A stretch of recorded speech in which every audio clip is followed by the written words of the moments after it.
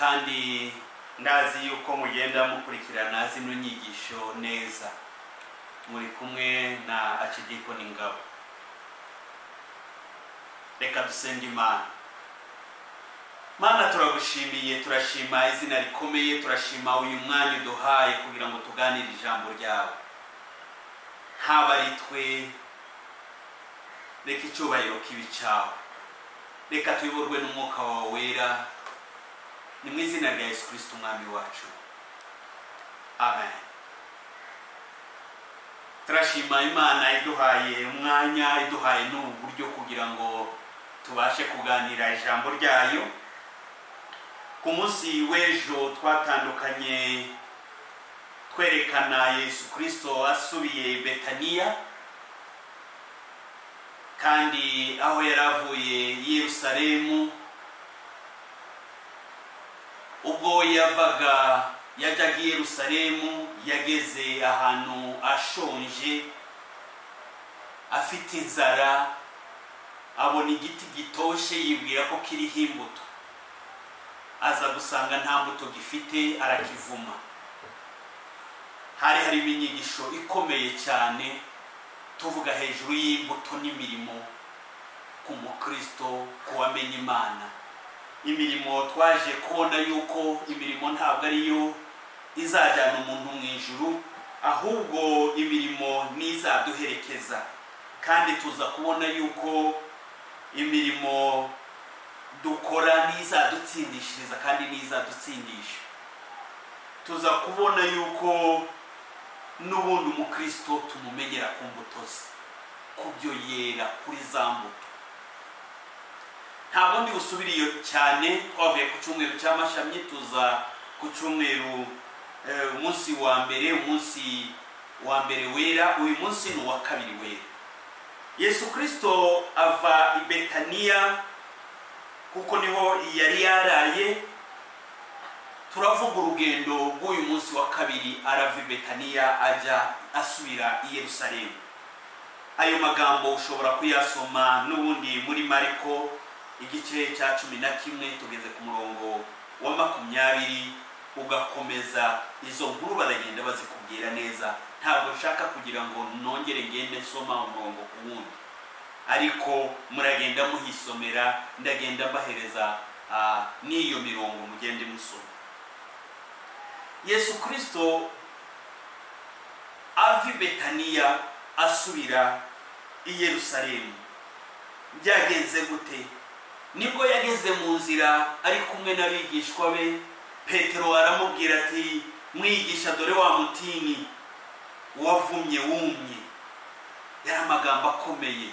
Yesu Kristo aramubwira ati, ntabwo ari ibyo gusa. Nawe asa n'ushaka kongera kwigisha Petero, aramubwira ati, n'uyu musozi iyo ufite kwizera, wawubwira ati, shinguka, va aha ngaha, genda uje mu nyanja, byakunda. Yashaka kumubwira ngo muzajya mugira kwizera. Ikintu mwatuye nk'abakozi b'Imana, nk'abana b'Imana, mufite uko kwizera kiraba. Yasabaga cyane, isomo ririmo rikomeye ni ukugira kwizera.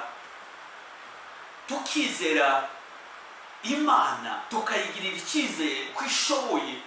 Nawe byamutangaza ukuntu yasize avumye igiti, kugeza n'uwo mwanya Petero akaba agishidikanya. Icyo giti cyarumye uhereye ku mababi ukagera ku mizi, ni ukuvuga cyarumye burundu. Ni ijambo rikomeye cyane cyane. Barakomeza bajya i Yerusalemu. Bageze i Yerusalemu, Yesu Kristo yahise agenda n'ubundi asubira mu rusengero. Igihe yari atangiye kwigisha, atangiye kubwira abantu, atangiye guhugura abantu, abafarisayo, abasadukayo n'abigisha amategeko baba barahageze. Noneho batangira kumuhata ibibazo, bashaka kugira ngo bamutege, kuko Yesu Kristo abafarisayo, abigisha amategeko, abasadukayo n'abanditsi, nta n'ikindi bishingikirijeho bamwica, ni amategeko. Bashaka kugira agira hasobwa, agira aho atabivuga mu buryo buri bwo, noneho kugira ngo babone aho baza kumuhera bamushinja ibinyoma, kuko Yesu Kristo nta cyaha yigeze akora. Baramubaza, baravuga ati, noneho reka tukubaze, ese ibi bintu uri gukora ni ubutware ki bugutera gukora ibyo, cyangwa ninde wagutumye? ubwo butware ninde ubuguha kugira ngo ukore ibi bintu byose? abantu warabirukanye, wihaye uyu mwanya, wigize umuyobozi aha. Ni nk'ibyo bamubaza wenda muri iki gihe tubisangishije. ariko Yesu Kristo kuko yarazi biri mu mitima yabo, yarazi uburyarya bwabo, yarazi ibyo bashaka, arababwira ati ndabasubiza ikibazo mumbajije, ariko reka nanjye mbabaze. arababwira ati noneho kubatiza kwa Yohana kwavuye mu ijuru cyangwa kwavuye mu bantu? kuko yarababajije ikibazo cy'ubwenge buruta ubwabo badashobora kugereranya, kuko Yesu we ntagereranywa. baravuga ati iki kibazo ko gikomeye, bariherera, bihakanya. noneho baratangira baravuga ati ariko buriya nitumubwira ngo bwavuye mu ijuru, aratubwira ati komere iki none mutizeye? nituvuga ko bwavuye noneho mu bantu, aba bantu bari aha ngaha baradutera amabuye kuko bazi neza ukuri kwabyo. noneho babuze ikibazo, kuko byose yabasubije igisubizo kirimo ibibazo byinshi kandi kiri buze kubatura mu mutego nk'uwo bashatse kumushiramo. noneho baramuvuga ati noneho reka tugende tumubwire ko ntacyo tuzi. noneho Yesu Kristo baraza baramubwira ati ntacyo, ntabwo tugushubije. ntibamusubiza. aravuga ati rero ubwo mutabizi, nanjye ntabwo ndi bubabwire aho imbaraga zikura zimpesha gukora ibingibi byose ndi gukora. kuko baramwumvaga yakoze ibitangaza, bakumva yagize gute, yirukanye abantu mu rusengero, yihaye n'ibyo. ariko akiri aho mu rusengero, no muri icyo gihe niho yatangiye gushyira ahagaragara imirimo y'abafarisayo n'abasadukayo n'abanditsi. abishyira ahagaragara. usomye muri iki gice cya Mariko, igice cya 27, ugakomeza kugeza mu gice cya 12 kugera kuri 37, aho hose hagenda hakwereka abafarisayo ni bande, abasadukayo ni bande, abanditsi ni bande. mvuzeho makeya kugira ngo ntaza gutwara igihe kirekire. Bibiliya yerekana neza kuko abafarisayo, Bibiliya ikivuga abafarisayo, ubundi abafarisayo, ijambo abafarisayo nabitandukanyije, nabatari mu murongo, nabari nko mu buyobe. Bibiliya ivuga yuko icyambere kibaranga kugira ngo umenye umufarisayo niki ninde, ni indyarya. Bibiliya iravuga ko ari indyarya. urebye no muri Matayo igice cya 23 umurongo wa 13, abafarisayo ni indyarya. ikindi abafarisayo Yesu Kristo no mu butumwa bwiza bwerekana kuko ngo n'ubwoko bushimisha iminwa, ngo ariko imitima iri kure. baza bavuga ibyo badakora, bavuga ibiri mu mitima sibyo bavuga.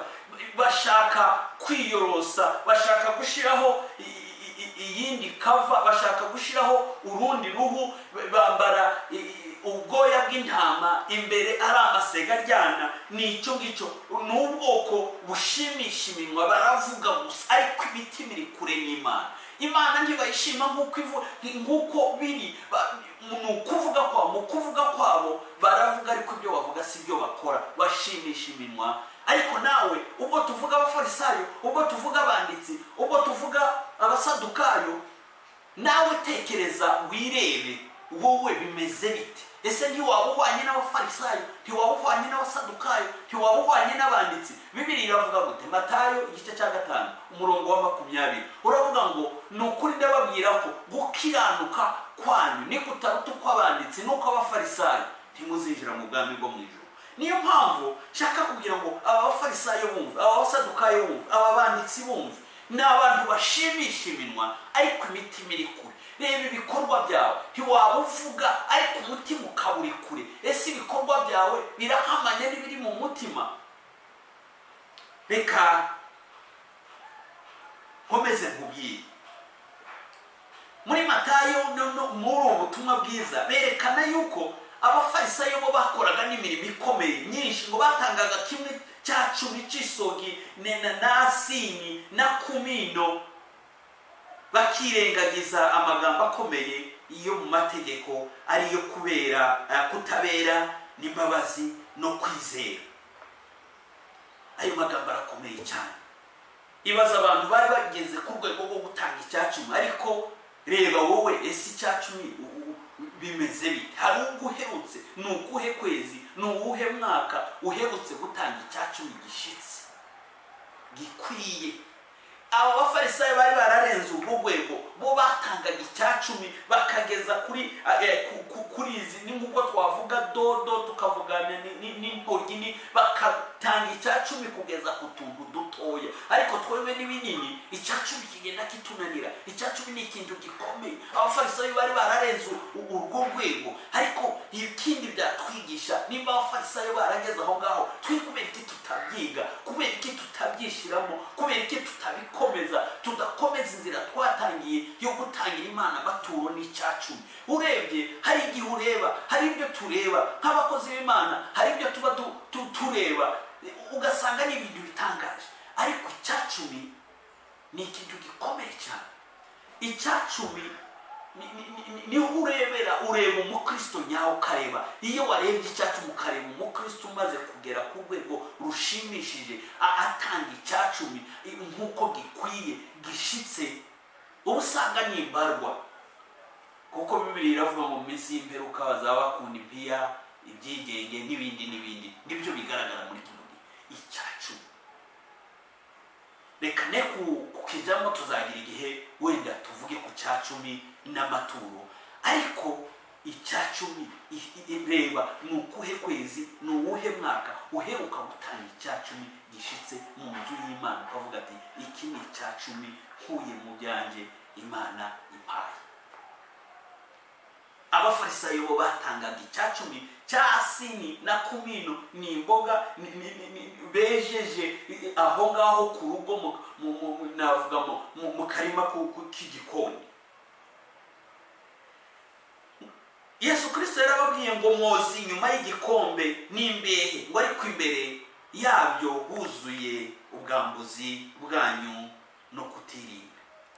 Ababwira ati mwebwe mw'abafarisayo, inyuma murahoza, ariko imbere huzuye ubwambuzi, huzuye. Yagera aho ngaho akababwira ngo mumeze nk'ibituro basize ingwa, igituro ubona bashizeho amakaro, bagize guteba, bubatse n'utuzu bagize, ukabona ngo ariko imbere huzuyemo amagufa y'abapfuye. Ari ibintu utabasha kubara, utabasha no kureba, nta n'uwakwifuza kubimenya.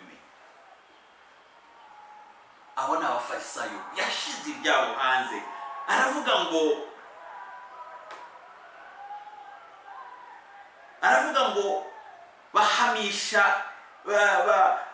bahambira imitwaro iremereye bakayihambiriza abandi, ngo ariko ubwabo ntibemere no kwikozaho n'intoke zabo. Mwebwe mw'abafarisayo n'abanditsi mwanjyajyamo, mwikoreza abandi imitwaro mutabasha gukozaho intoke zanyu. Nukwirirwa ubwira abandi mwagize gutya, mwishibi, mwagize mukora ibi, mukora, wowe nta kintu na kimwe. Abo bantu tugenda tubabona, ugasanga bo nukwirirwa bavuga, nukwirirwa batokora abandi, ariko mu maso habo huzuye imigogo. Reka tubanze twisuzume, twiyinire kino cyumweru cyera, twisuzume, irebe wowe n'umuryango wawe, we kureba abandi, we kuba spectateur wo kureba, we kuba superviseur, we kuba umuntu ugenda ukontorora, usuzuma. Ahubwo suzuma umutima wawe, suzuma ingendo yawe, suzuma ibikorwa byawe, suzuma imvugo yawe. Abafarisayo ngo bikoreza abandi imitwaro no kwirirwa berekana ibidashobotse, bitakozwe neza, ariko isuzume wowe ubwawe. Uracyari ku murongo, uracyari mu mahema y'Imana, uracyari mu bikari by'Imana, uracyari mu byiza by'Imana, uracyari muri wa murongo mwiza. Mwene data, isuzume. Ukiranuka kwacu nuko utaruta uko abanditsi nuko abafarisayo, ntidushobora kwinjira mu bwami bw'Imana. Nagira ngo nkubwire, isuzume, gira umwanya wo kwisuzuma ya mirimo yawe, bya bikorwa byawe. Bibiliya ikavuga ngo bafite ishusho yo kwera, ngo ariko bahakana imbaraga zako. Ishusho urebye ni bya bindi twavugaga ejo, ni umuntu mwiza, ni umukristo, nibyo agaragaza. Araza ashorera n'abana, araje ku rusengero, araparitse, agiye mu rusengero na Bibiliya, ariko bagahakana ishusho yo kwera. Wamushakaho ikindi ukakibura, washaka igikorwa ukakibura, washaka cyacu ukakibura, washaka ryaturu ukabibura, washaka gufasha abantu ukababura, washaka rya jambo ryiza rimuva mu kabibura, washaka icyubaka ukakibura. Bibiliya iravuga ngo bafite ishusho yo kwera, ngo ariko bahakana imbaraga zabo. Wabameze batyo ujye watera umugongo.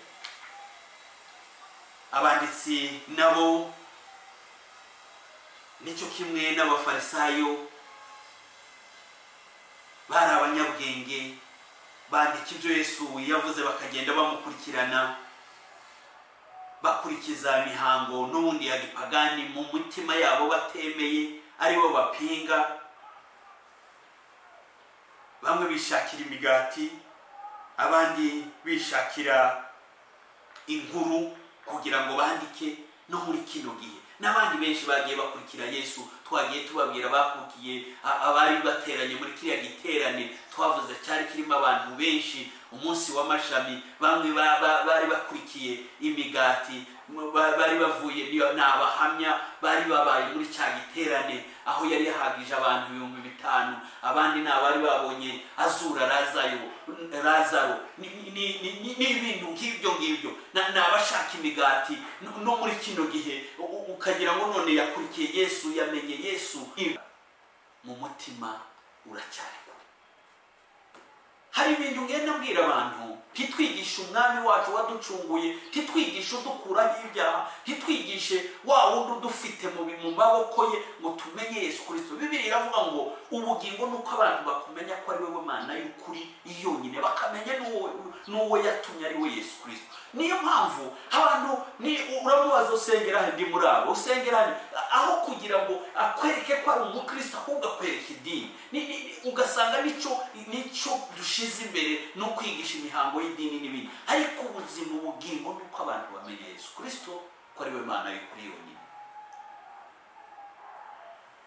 Nibo bigeze kubaza Yesu, abanditsi babaza Yesu umusoro, bishingikirije amategeko, ariko ibisubizo ntabwo ndibuze kongera kubisubiramo. Matayo igice cya 22 umurongo wa 17. Abasadukayo ntibemera amategeko, bo bashaka gusa ariya ya Mose, ntibemera kuzuka, ntibemera abamarayika. Nibo bageze aho ngaho, nibo bagendaga babaza Yesu bakamubwira ati none wowe tubwire, hari umugore yari afite umugabo arapfa, ashaka uwa kabiri arapfa, ashaka uwa gatatu arapfa, uwa kane arapfa, uwa gatanu arapfa, uwa gatandatu arapfa, kugera ku wa karindwi. Ati none muri iryo zuka muvuga, nimba mwemera kuzuka, nimba muvuga abamarayika, mwizuka uwo mugore azaba uwandi muri abo ngabo ko ari 6. Ariko igisubizo cyari cyiza, nuko hatazabamo gushingirwa, ibyo by'ubukwe ntabwo bizabaho, ahubwo tuzabaho nk'abamarayika. Yesu Kristo ari mu rusengero i Yerusalemu. Tugarutse niki cyabaye? Yesu Kristo yerekanye, yagiye ahantu hitegeye igiseke, noneho abona abantu ukuntu bagenda baza batanga amaturo, abakire batanga amaturo, abakomeye bazana amaturo, ibintu byinshi. Ariko ngo haza n'umupfakazi kandi w'umukene. Unyumve, ni umupfakazi, ikindi ni umukene cyane. Araza noneho ngo atura amasenti 2. Amasenti 2 ni ikuta rimwe. Ni nguko yazana, wenda reka tugereranye, ni nguko yazana igiceri cy'ijana agashiramo. Yesu Kristo yaramwitegerezaga, yaramureba, ahita abwira abandi ati murebe uyu umumama igitangaza akoze, niba utanze amaturo arutaye abandi bantu bose. Kubera iki?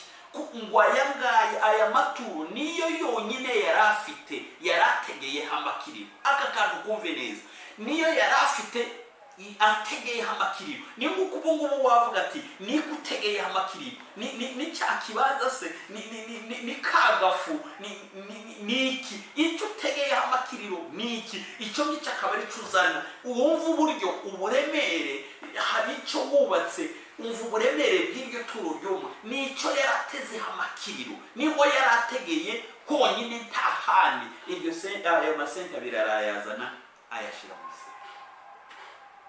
Ibaza uwo mutima, ibaza uko kwemera, ibaza uko kubaha, ibaza uko kwiringira, ubaza uko kwizera k'uwo mupfakazi w'umukene. Ariko wowe bimeze bite? Kwizera kwawe kumeze gute? Atura iryo turo abantu baratangara. Yesu Kristo nawe aramutangarira avuga ati uyu nguyu yakoze ibyo abandi bose batashoboye, kuko abandi bagiye batanga ibi basagutse bya bindi babona agakora yumva akagira akoraho gatoya nimba ari amafaranga afite ibihumbi 10 agatanga 500 nibyo ngibyo no muri kino gihe. Ariko we yatanze icyo yarateze hamakiri. Ese mwene data wagira kwizera kungana n'uko uwo mugore?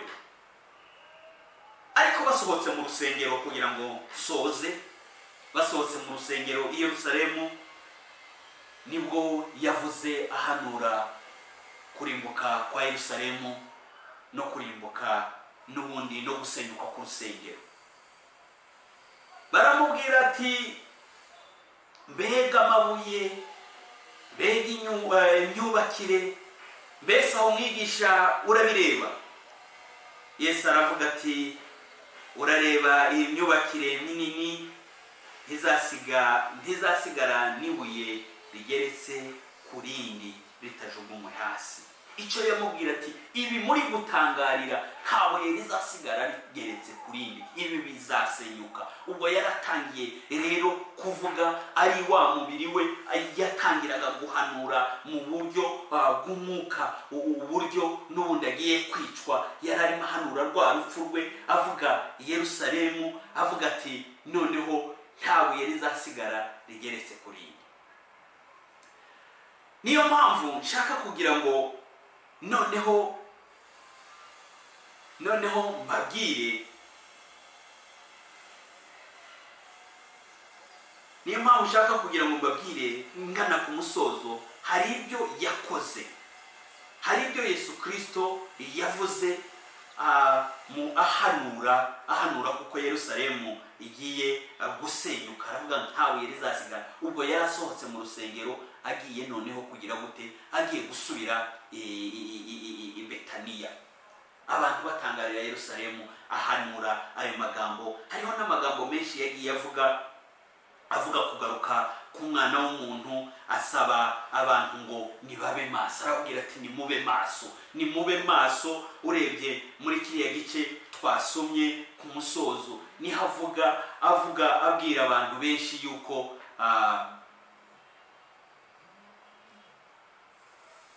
abwira abantu benshi, murambabarira, avugira abantu noneho arababwira ati nimube maso. Avuga kugaruka kwe, avuga ibizaba mu minsi y'imperuka, avuga ibikomeye. Yesu Kristo arongera asubira hehe? I Betaniya. Nagira ngo nsoze uyu mwanya, Yesu Kristo n'ubundi asubiye i Betaniya. Ku munsi w'ejo tuzakomeza na gahunda kuko twayitangije, tuzagenda tubabwira. Ariko nababwiye kugera ku wa 4 azajya agenda asubira i Betaniya, arareyo asubire i Yerusalemu.